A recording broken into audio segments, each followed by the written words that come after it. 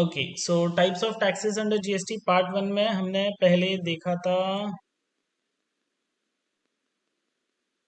CG. तीन type के taxes होते हैं जीएसटी के अंडर में, सीजीएसटी, एसजीएसटी और आईजीएसटी, जो कि स्टेट गुड्स है, सेंट्रल गुड्स है, और एक इंटीग्रेटेड है। इंटीग्रेटेड सेंट्रल गवर्नमेंट लेती है जब intra state sorry inter state movements होता है, एक स्टेट से दूसरे स्टेट में जब सामान जाता है तो आईजीएसटी लगता है। बाकी इन स्टेट अगर कोई भी मूवमेंट्स हो रहा है गुड्स का, जैसे मुंबई टू नासिक जा रहा है, तो वहां पे सीजीएसटी और एसजीएसटी दोनों लगता था। अब ये दोनों जब हम लोग पेमेंट करते हैं तो यहाँ पे अपने को कुछ चीज़ों का ध्यान रखना पड़ता है कि आईटीसी क्लेम करने के टाइम पे हम आईजीएसटी का क्लेम सीजीएसटी में ले सकते हैं, एसजीएसटी में नहीं ले सकते। वैसे ही सीजीएसटी का क्लेम हम लोग आईजीएसटी में ले सकते हैं, एसजीएसटी का क्लेम हम लोग आईजीएसटी और सीजीएसटी दोनों में ले सकते हैं।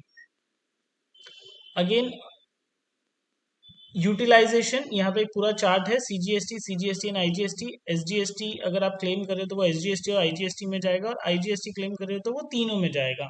सो क्लेम करने के टाइम पे अगर आईजीएसटी वाला गुड्स है तो वो फटाफट माइनस भी हो जाता है।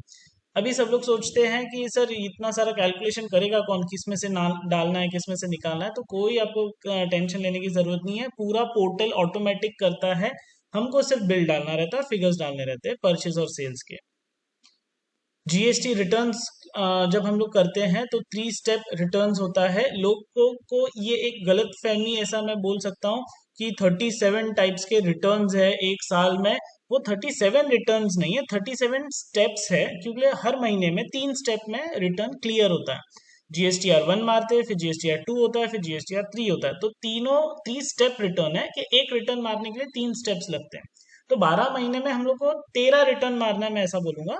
12 मंथ के, और एक एनुअल रिटर्न जो होता है। इट्स नॉट 37 रिटर्न, वो मिसकंसेप्ट मत रखो।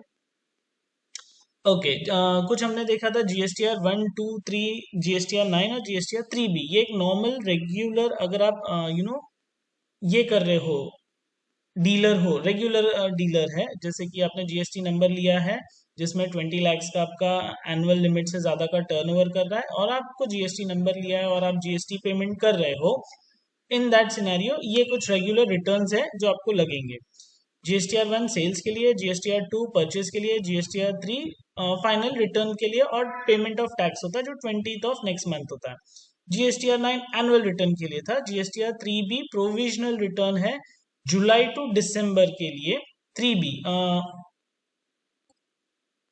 फिर कॉम्पोजिशन डीलर्स के लिए हर 3 महीने में, मतलब क्वार्टरली, एवरी क्वार्टरली सिर्फ एक रिटर्न मारना है, जीएसटीआर 4, जिसमें उन्होंने जितना भी सेल किया है उसका ओवरऑल परसेंटेज जो भी होगा, 5% है या 2% है या 1% है, वो उनको पे करना। और एक जीएसटीआर 9 ए एनुअल रिटर्न मारना पड़ता है जो 31 December of next financial year रहेगा। एक साल में वो रिटर्न आपको मारना ही है। नहीं मारोगे तो जितना भी टैक्स भरना रहेगा उसके ऊपर पेनल्टी लगेगा।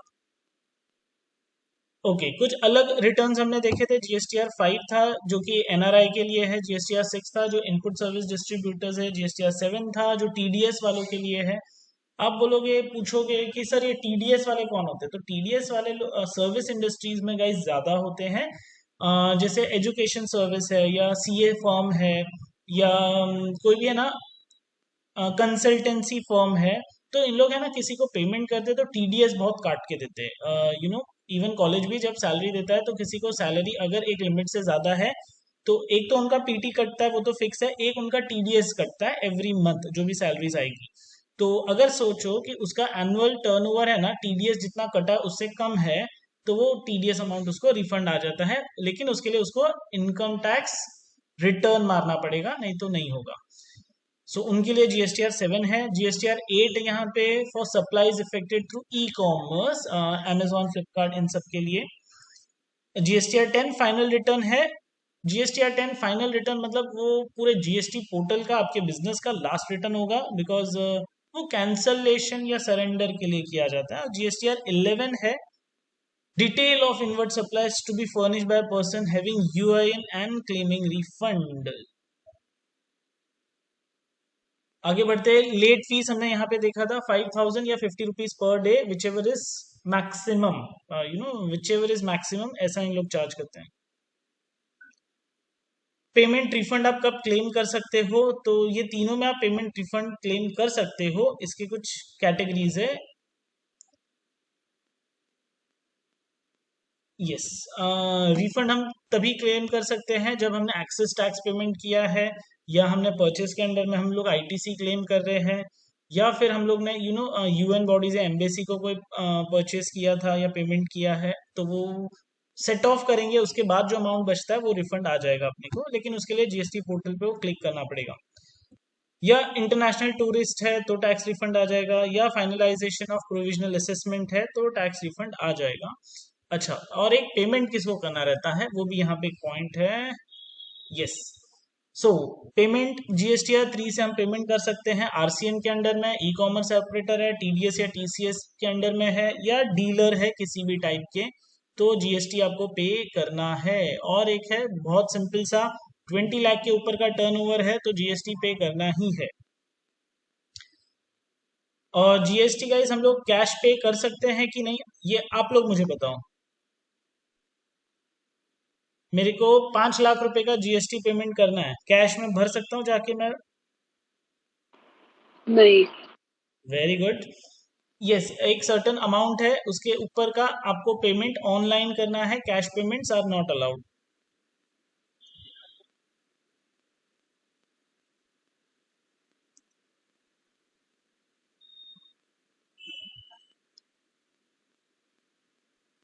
10,000 इज द लिमिट। 10,000 से ऊपर का amount it is mandatory, you have to pay it online.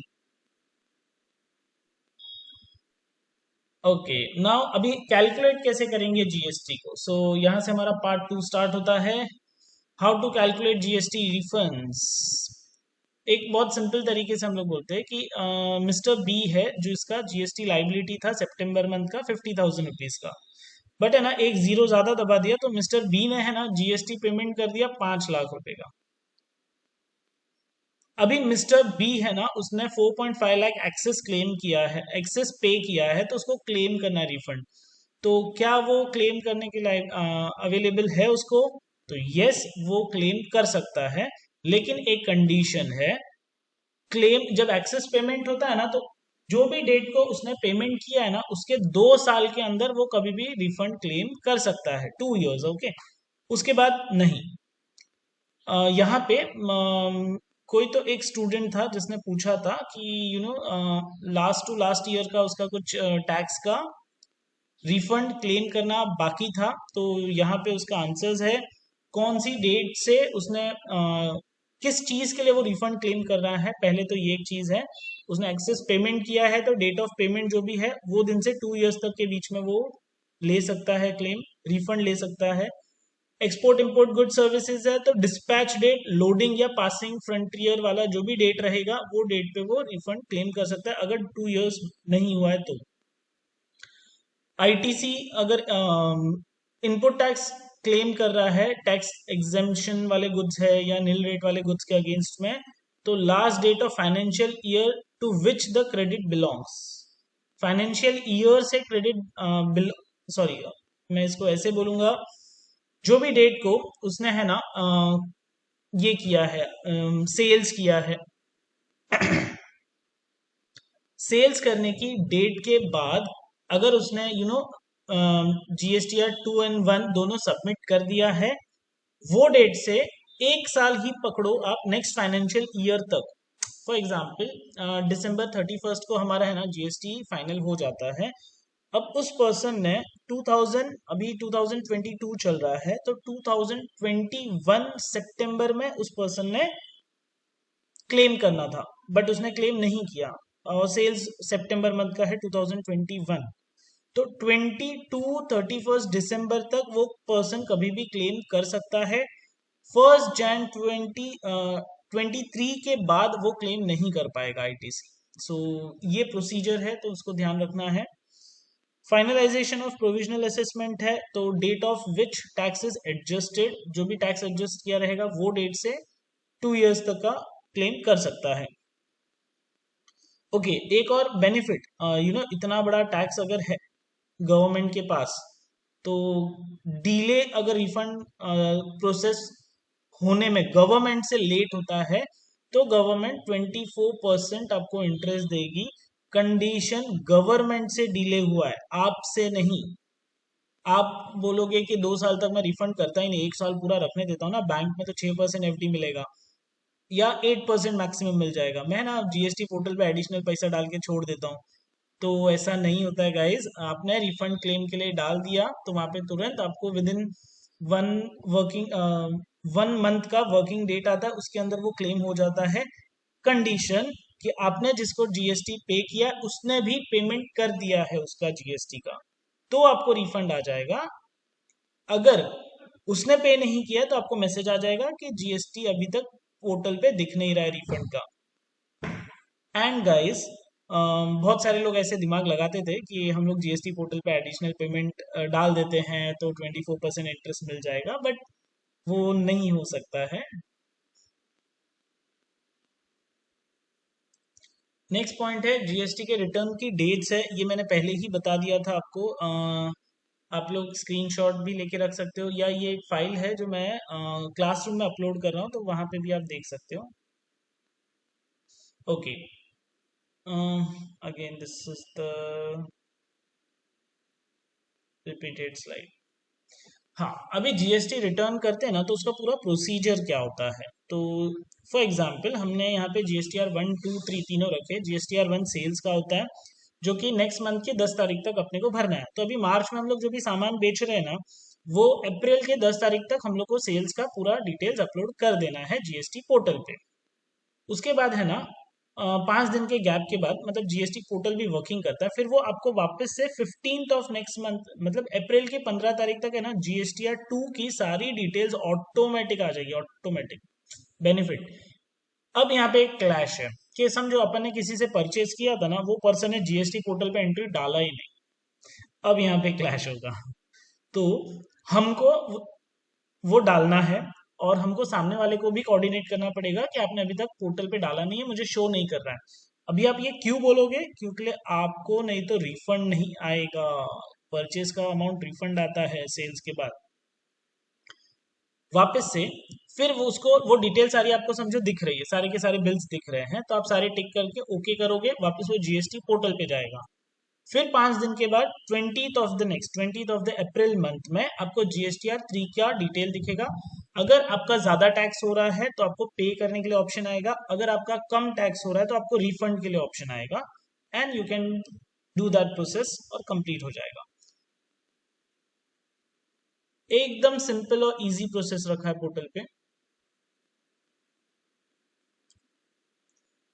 Done. अभी यहाँ पे हम लोग ऑनलाइन एक पोर्टल पे लॉगिन के स्टेप्स देखेंगे। सो उसके लिए